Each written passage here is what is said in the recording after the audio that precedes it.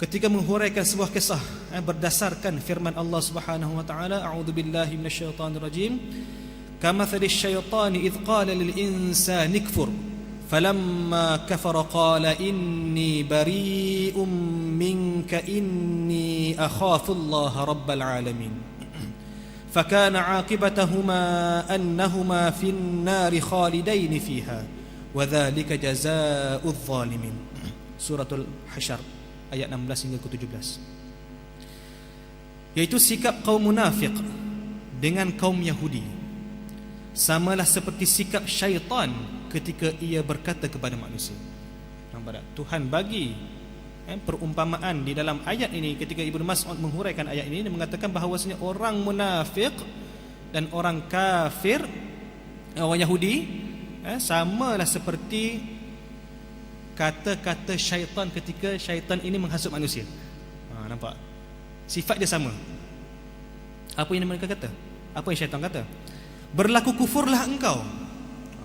Syaitan kata kepada manusia, berlaku kufurlah engkau.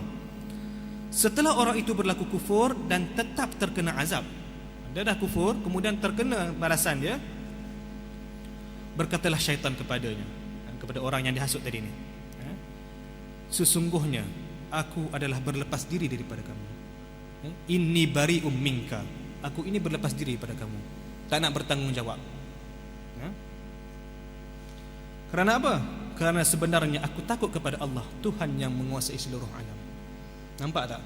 Syaitan, iblis ni, dia mengakui Allah Subhanahu wa taala itu adalah Tuhan yang perkasa, yang azim dan sebagainya. Dia percaya dan dia mengatakan dia memang dia beriman bahawasanya Allah taala itu hanya satu.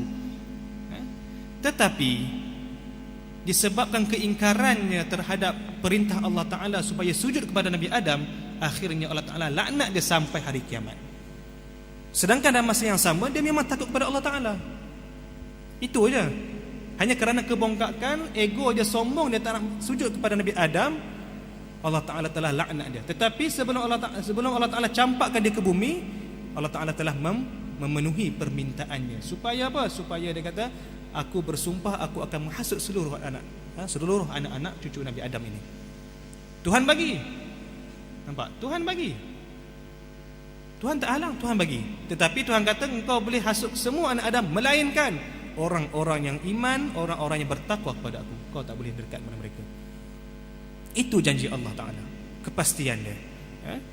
Nak buat apa buatlah, tetapi ingat, kau tak boleh nak mendekatkan diri pada orang yang beriman dan orang yang bertakwa dan orang yang beramal saleh. Nampak?